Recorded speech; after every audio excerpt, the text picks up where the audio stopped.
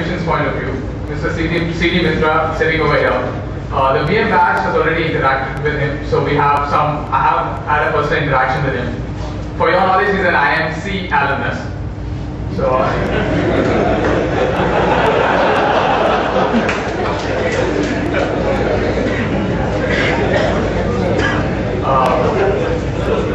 but I like that. He's a doctoral student in XLRI.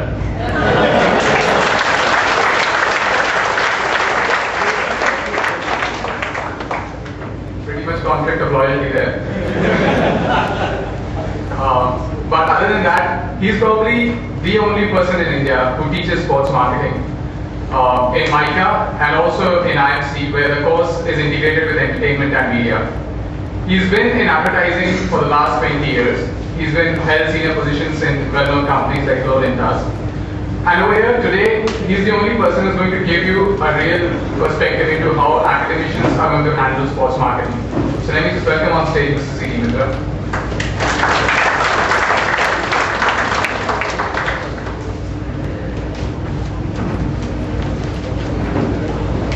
Life is very strange. I'm trying to remember a few things and try to connect the dots, and let's see if we can. I remember being here, of course, many years back as part of the IIM Calcutta in the IIM XL meet, being in the football team and beating the XL team.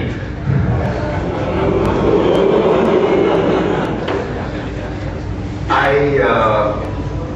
remember coming here in 1991, and I'm so glad Subrahmi is here.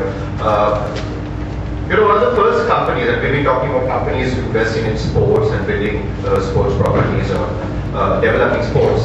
I think one company which has done it consistently over many years, much before it even was a concept in anybody's mind, been Tata Steel. So I remember working in Lintas as a young account manager, and in 1991 coming many times to Jamshedpur to work with Tata Steel and building a brand and a brand property called, I don't think most of you remember, I don't know how many of you were born, called Super Soccer, which is one of the first attempts by any Indian corporate and any Indian sport to actually build this brand property. And I remember we were getting PSV Eindhoven down. No one knew in India who was PSV Eindhoven. Today all of you walk around wearing Man U t-shirts, but those days very few people knew. So we had to really package and market it. We called them the Euro Heroes because that year they had just won the European Cup or something. And we realized that the first thing we needed to do was package it as great wholesome entertainment, because there wasn't necessarily enough ready market for a relatively unknown European team coming and playing against an Indian team and against TFA or whatever. But that was one of my first experiences of sports marketing. I'm like people like Harish here, I'm actually not a sports marketing person, and I really wonder at times why am I here. And I'll tell you a bit of maybe why I'm here. I was introduced as a sports academician, and it's something which again happened by accident and default, and I'm still on my learning curve. But one of the things I learned again about sports marketing, and all this started happening about a couple of years back, was I have a friend, his name is Bharat Bala. Now, he along with 2 or 3 other people, which included Shyam Benegal, which included Prasad Joshi, which included Javed Akhtar, were appointed by the government of India to oversee the opening and closing ceremonies of the Commonwealth Games. Because I think by then the government had figured out that left to the CWG bosses, things would go wrong. So they at least wanted the opening and the closing ceremonies to be delivered in somewhat a better manner. And they almost tried to take it out of the control of the Commonwealth Games. Though we did have the officials, though we had to deal with them. And I say we because Bala is an old friend, so he immediately took me on board because I just quit my job and I was then a consultant. So he said, can you come on board? And I worked very closely on the opening and closing ceremonies. And that was an amazing lesson for me. Because for the first time I realized something, and instead of opening and closing ceremonies for big events like the Olympics and Asian Games and World Cup are, not the World Cup, but most of these are very important because they instantly get the highest viewership. So they're very, very important, though they are actually an entertainment product, but they're an integral part of the sports product. And they do a lot in marketing the sport, the game, the country, etc., etc., etc. And while we worked on a lot of the creative aspects, we realized we needed to work with some of the best professionals from the world to put together a fantastic production. And I think Gaurav mentioned about sports production being really tough and expensive. And here was an added complication of actually creating. And we looked at many things. I mean, and we had to finally work with people who were the producers of the Sydney Games, producers of the Beijing Games. A gentleman called Mark Fisher, who calls himself an entertainment architect, who actually has done shows like Pink Floyd and U2. How many of you remember there was this thing called an aerostat, which was the helium balloon? We had created the world's largest helium balloon just for that show. Because the earlier idea we had involved creating a structure which would take 160 tons of steel to be put up and removed in 40 hours. And that was actually physically possible. The guys who did it were willing to do it, but Indian guys, the organizers got cold feet, so we had to come up with another idea. And we talked about innovation, we talked about marketing. We had to come with some breakthrough ideas, and we did. And while working with those guys, I realized how tough and how professional this whole business of just having a 2-hour show can be. So we are really talking of very, very, very high standards. And the problem was, there were a lot of Indian people, including people from the culture industry, whatever. They said, what's the big deal? We've done 1982 Asian. We need to have a bit of song and dance. And it's all right, we can do it. And halfway through, they realized the world has changed. And I think that's one of the object lessons for us in the world of sport. The world of sports have changed. Why doesn't India win medals in hockey anymore? We used to. Is it because hockey standards have gone down in India? And this is something that I learned from Viren Raskina, who some of you know was Indian Olympic hockey captain. He was he's now the CEO of Olympic Gold Quest. He said two things which I found very interesting. One is he said, you know what, our standards haven't gone down. It's just that the world has gone ahead so much. And we haven't kept pace. And one of the reasons he had kept pace is the second anecdote he mentioned. He said that, you know, he mentioned the Champions Cup trophy where the first match India was playing Germany. And he said, it was a really tough match. We played them ball to ball, shot to shot, till the 69th minute. We went 2-2 And on the 69.5 minute, they scored a goal. They won over us. They finally, eventually became the champions, and India came in 8th or something. And he said, I was feeling so dejected. It was like as if my life had been taken out of me, and I was walking out. And I looked at the Indian bench, and I found there were 3 or 4 officials, which included the manager, who apparently had to be funded by the sports, the team. And he looked at the German team, and there was a German bench, and he found 15 people, which included the physio and the masseur, and the nutritionist, and the sports medicine, and the sports psychologist. And he said, we realized we're lacking so much in professionalism. One of the myths about Indian sports has been that we don't have good raw talent. For a long time we've felt, you know, Indians, our diet, our physiology, we're not good enough. You know, we don't have the physical structure to be champion athletes. And I think increasingly that's been proven wrong. Because in a large country with more than 1 billion people, we have enough people who have the physical structures, who have raw talent. And including places like Jharkhand, places like Haryana, places like Manipur, have an amazing amount of raw talent. But it's a question of what do we do with that raw talent? Do they get proper training? Do they get proper coaching? Do we have infrastructure? There are very few astroturfs in India. There are less astroturfs in India than maybe one town in Germany. How do you expect world-class players? Because they may have the raw talent, but we need the infrastructure, we need the ecosystem. And the sports ecosystem is very peculiar, it's very complicated. You need government, you need administrators, you need federations, you need coaches, you need nutritionists. And this is where the world has really, really moved ahead. That's what I realized when we were just doing the opening ceremony of a Commonwealth Games. That we could have all the culture in the world, but we just do not have the production capabilities. And the funny thing that I learned, all the guys who came and helped us and put up a great show in terms of production, were people who had learned during the Sydney Games. There were a whole bunch of Australians who were spread all over the world. They had learned how to put up a world-class show during the Sydney Games, and after that, every Olympic since then has been managed by production managers from Australia. So in Commonwealth, we had a great opportunity to learn and raise our game and then start taking across the world. I think some of our athletes did it. But did our administrators do it? Did our marketing people did it? I'm not sure. I think we missed the bus. Which brings me to the next point, I think, which is that for the entire sports ecosystem to grow, there are many, many components. And we need to understand that. And you have some of the practitioners talking about it, because the ecosystem of sports is very, very different. To begin with, and this is where you need to look at it from a marketing perspective, you need to understand the product. But I'm going to come to that in a second. Before that, let me share a bit about my own journey. And this is where I hope I think I'm more on your side, because the subject of sports marketing sounds interesting. Possibly because it's about sports. Yeah, there's been courses running in places like IIM Calcutta and MICA, and we get a lot of endorsement. And I honestly do know and believe that it's not because of me; it's because it's about sports marketing. And a lot of students are genuinely interested in sports. You love sports, you like seeing sports, so you think the marketing of sports should be something pretty interesting, and that's true. What happened about 2 years back, and this is life is all about chances and accidents. And Harish and I were just joking, how come I'm here? Well, I just got out of a corporate job and I just started doing consulting and teaching. And in one of the places that I teach, there was a gentleman, a very famous professor of sports marketing, who was going to come from Singapore to take a course, and 56 students had registered, and for some visa problems, that gentleman couldn't come. And we were left with that place, school was left with all of 2 weeks to put together a course, and because I come from the industry, they requested me to help. And what I did at that point of time is got a few of my friends who I know from the sports industry, which includes Harish, to help me put together a course, which I just played the role of an anchor, Sutrabhan, because I really honestly didn't know.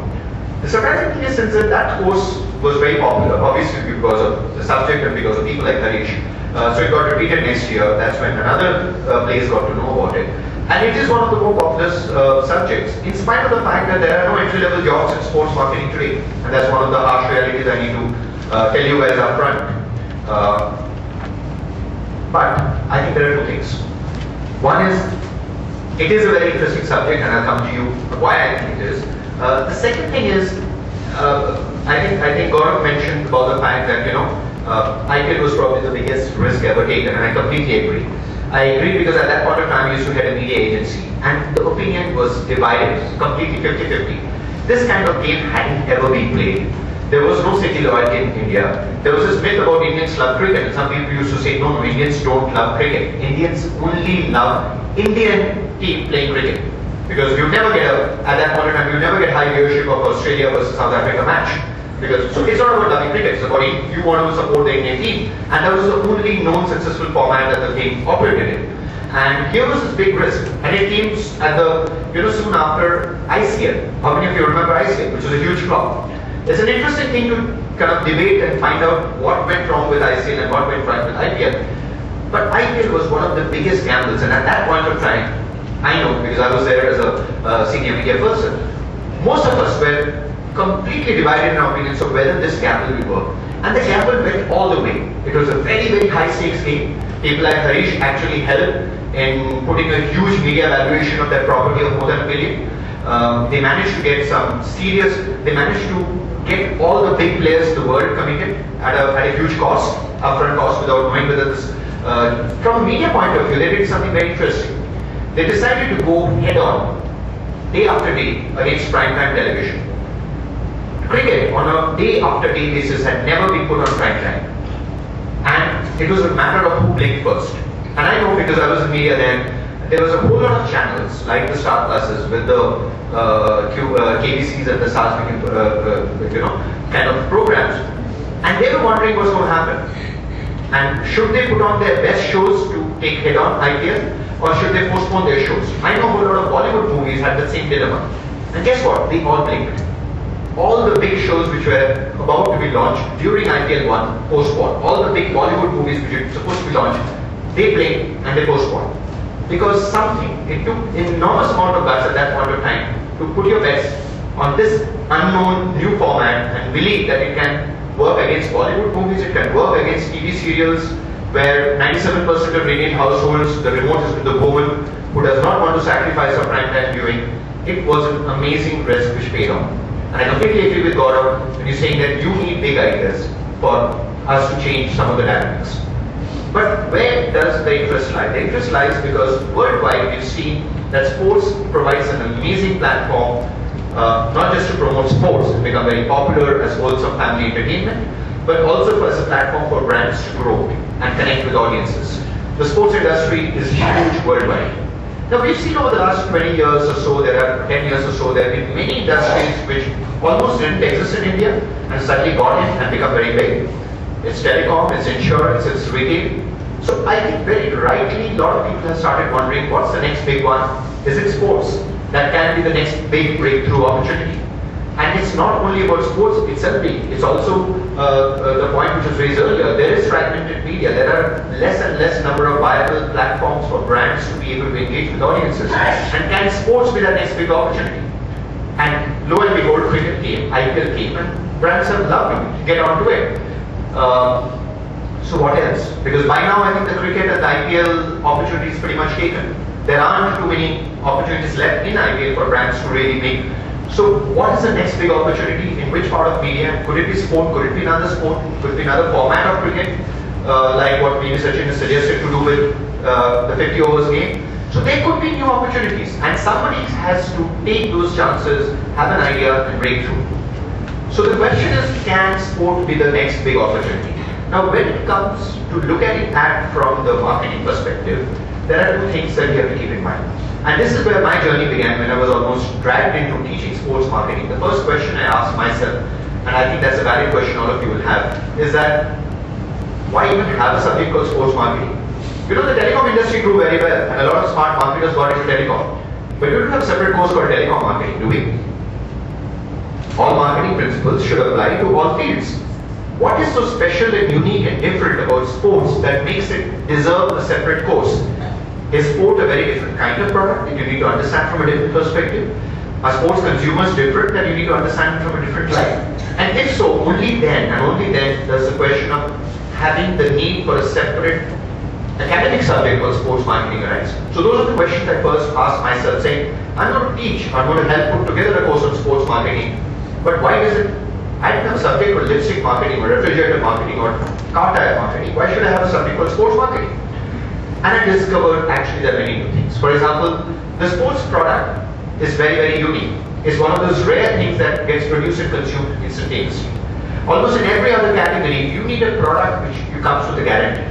The consumer, when you buy a product, you need to know what you're buying and what you get. Sports is a unique thing when you never know, even the producer does not know what is going to be the outcome.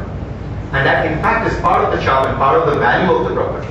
So you need to understand sports from a very different perspective.